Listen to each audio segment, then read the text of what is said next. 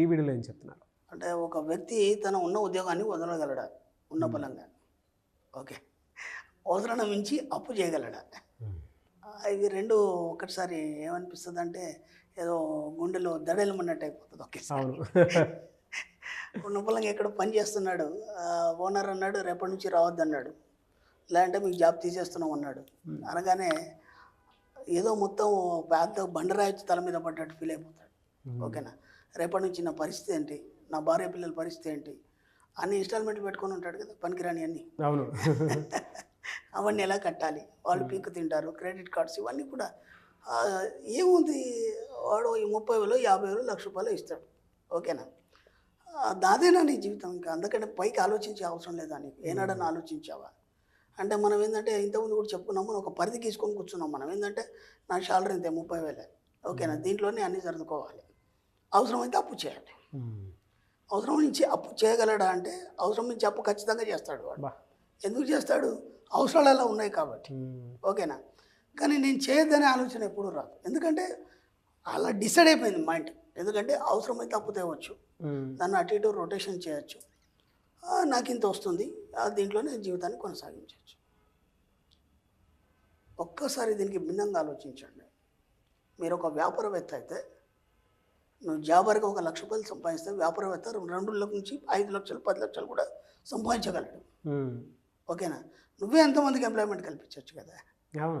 అవునా కదా? ఈ ఒక్క జాబ్ మీద నీ జీవితం ఆధారపడి ఉందంటే, జాబ్ లేకపోతే నీ జీవితం అనేది శూన్యంగా నువ్వు చూసుకుంటున్నావు. నువ్వు దాన్ని క్రియేట్ చేసుకున్నావు. నేను ఇంత చదువుకున్నాను, నా చదువుకు తగ్గట్టు జాబ్ ఇది వస్తుంది, ఆ జాబ్ శాలరీ ఎంత వస్తుంది, అది నువ్వే డిసైడ్ చేసుకున్నావు. ఇప్పుడు ఏమంటారంటే ఎవరైనా సరే ఇప్పుడు ఎంటెక్ ఏదో చేశారు, చేసినప్పుడు వాళ్ళ ఫ్రెండ్ సర్కిల్లో కానీ ఎక్కడ చేస్తున్నావు, పలానా కంపెనీలో చేస్తున్నావు, ఎంత వస్తుంది శాలరీ, ఇంత వస్తుంది, ఎక్స్పీరియన్స్ మీద అంత వస్తుంది ఆయనకి. అవును, నీకు ఎలాగైనా అంత ఇవ్వడు కదా వాడు, ఎలాగైనా అంత ఇవ్వడు కదా. మళ్ళీ ఒక 6 నెలలు ఫ్రీగానే చేయించుకుంటాడు నీ పని వర్క్. అవునా కదా? అది చేయించుకొని అప్పుడు నీకు సాటిస్ఫాక్షన్ అయితే అప్పుడు నీకు ఇస్తాడు. లేదా బాగా ఎక్స్పీరియన్స్డ్ ఉంటే ముందే అగ్రిమెంట్స్ రాసుకొని ఇస్తాడు. ఒకవేళ కంపెనీ సరిగ్గా నడవకపోతే అది కూడా ఇవ్వడు వాడు, ఎందుకంటే అవన్నీ ముందే అగ్రిమెంట్స్లో ఉంటాయి. అవును, అంత చేసినాక కూడా నువ్వు అక్కడ బానిసనే. అంత చేసినా సరే నీకు అంత ఎక్స్పీరియన్స్ ఉన్నా, నువ్వు అంత చదువుకున్నా, టై కోటు షూటు అన్నీ వేసుకున్నా సరే, యు ఆర్ ఎ స్లేవ్. ఏనాడు మీకు ఆలోచన రాలేదు కదా, నా సొంతగా నేను ఒక వ్యాపారాన్ని సృష్టించి అంతకు 1000 రెట్లు నేను సంపాదించగలను. కాబట్టి ఉన్న ఉద్యోగం పోతే నువ్వు బతకగలవాలేదా, ఫస్ట్ పాయింట్. ఓకేనా, ముఖ్యంగా ప్రభుత్వ ఉద్యోగాన్ని అయితే ఎవరైతే పోగొట్టుకోరు కదా. ప్రభుత్వం నాకు తెలిసి చాలామంది కొంత గొప్ప గొప్ప వాళ్ళని చూసినప్పుడు వాళ్ళు గతంలో ప్రభుత్వ ఉద్యోగం చేసేవాళ్ళు. వాళ్ళు అది వాళ్ళ ఎక్స్పీరియన్స్ చెప్పినప్పుడు నాకు అర్థమైంది.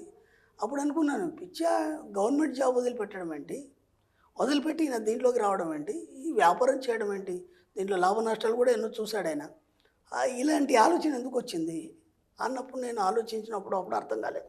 చిన్నపిల్లలం కదా, అప్పుడు అర్థం కాలేదు. ఇప్పుడు ఈ సబ్జెక్ట్లోకి వచ్చినాక అర్థమవుతుంది. తన సొంతగా ఒక వ్యాపారం చేసుకోవడంలో ఉన్నంత సాటిస్ఫాక్షన్ వేరే వాళ్ళ దగ్గర చేయడంలో లేదు. ఎక్కువ ఎంత ఉంటుందండి జాబ్, ఒక 50,000 1,00,000 2 లక్షలు వాళ్ళ హోదాను బట్టి ఉంటుంది గవర్నమెంట్ జాబ్. కానీ నువ్వు వ్యాపారం చేసినప్పుడు అంతకంటే ఎక్కువ సంపాదిస్తావు. నీ మీద బాస్ ఉండడు కదా. మన సబ్జెక్ట్లో నీ మీద ఎవరు బాస్ ఉండొద్దు. ఎందుకంటే మన ఏవైతే 21 సూత్రాలు ఉన్నాయో మన మణిమంత్ర సబ్జెక్ట్లో, దాంట్లో ఖచ్చితంగా చెప్తామంటే మీరే బాస్గా అన్ని వ్యవహరించండి. మీ పైన ఎవరు బాస్ లేకుండా చూసుకోండి. అలాగే మిమ్మల్ని ఎవరు కమెంట్ చేయొద్దు, ఎవరు మిమ్మల్ని కమెంట్ చేయొద్దు. ఓకేనా, అంటే ఏమవుతుంది, ప్రతి నిర్ణయం నువ్వే తీసుకుంటావు. ఇప్పుడు అది చెడైనా నీకే వర్తిస్తుంది, మంచి అయినా నీకే వర్తిస్తుంది. అప్పుడు ఏమవుతుంది, సామాన్యంగా చెడు కాదు. ఎందుకంటే ప్రతి నిర్ణయం నువ్వే తీసుకుంటావు కాబట్టి నీకు ఎలా ఉండాలనుకుంటే అలా నిర్ణయం తీసుకుంటావు. అలాంటప్పుడు ఏమవుతుంది, నీకు అన్నీ అనుకూలం అవుతాయి కదా, చెడు ఎలా అవుతుంది, కాదు కదా. కాబట్టి నువ్వు బాస్గా ఉండే ప్రయత్నించి. కాబట్టి ఎవరైనా సరే ఓ జాబ్ పోతే ఏంటి అంటే వీడు ముందే ఊహించుకుంటాడు. ఓ 10 మంది ఉన్నారు, ఏదో కంపెనీ లాస్లో ఉంది అన్నప్పుడు పొరపాటున నన్ను తీసేస్తాడేమో. ఓకేనా, వీడు మంచిగా పని చేస్తాడు, అన్నీ బాగానే ఉన్నాయి, ఏం పని రాని వాడిని ఉంచుకుంటాడు, వీళ్ళు తీసేస్తాడు. ఎందుకు తీసేస్తాడని అఫర్మేషన్ వీడియో చేశాడు. అవును, ఇంతకుముందు మనం ఒక వీడియోలో చెప్పుకున్నాం కదా, మనకు తెలియకుండానే మనం నెగిటివ్ని ఆకర్షించుకుంటాం.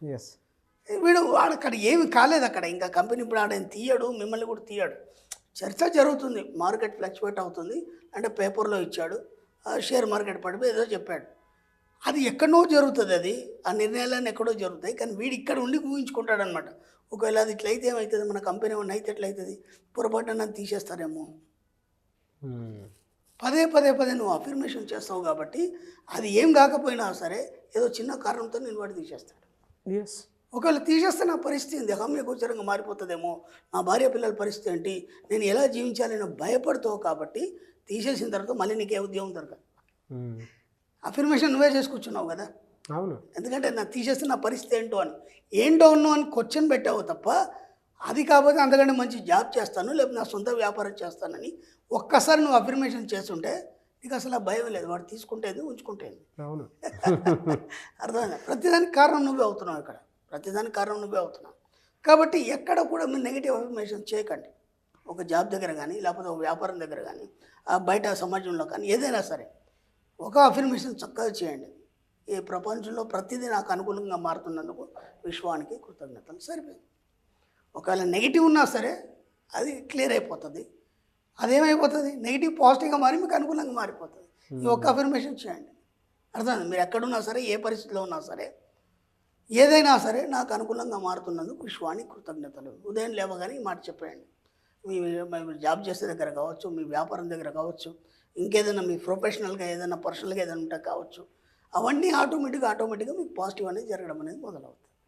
అప్పుడు మీరు ఇంకా నెగిటివ్ గురించి ఆలోచించే అవసరం లేదు. నాకు జాబ్ పోతే ఎట్లా, ఓకే నేను అవసరాన్ని మించి అప్పు చేయగలనా, చేస్తే ఎలా, ఇవన్నీ పక్కన పెట్టేసేయండి. పక్కన పెట్టేసి నేను నిరంతరం సంపూర్ణంగా ఉన్నందుకు విశ్వానికి కృతజ్ఞతలు. కానీ నీకు అప్పు చేసే అవసరం రాదు కదా. అవును. సంపూర్ణంగా లేననుకున్నప్పుడు కదా నువ్వు అప్పు చేసే అవసరం వచ్చింది. రెండు అఫర్మేషన్స్ మ్యాక్సిమం నిరంతరం చేయండి. మీ జీవితంలో ఎక్కడ కూడా మీరు భయపడాల్సిన అవసరం లేదు, ఎక్కడ కూడా తలొగ్గే అవసరం లేదు. హాయిగా డబ్బు సంపూర్ణంగా వచ్చేస్తుంది. దాంతోపాటు మీకు ఏ ఉద్యోగం పోదు, ఉన్న వ్యాపారం కూడా బ్రహ్మాండంగా సాగుతుంది. Yes, really fantastic and thank you sir. Thank you so much doctor Shri Acharya Anantakrishna Swami గారు.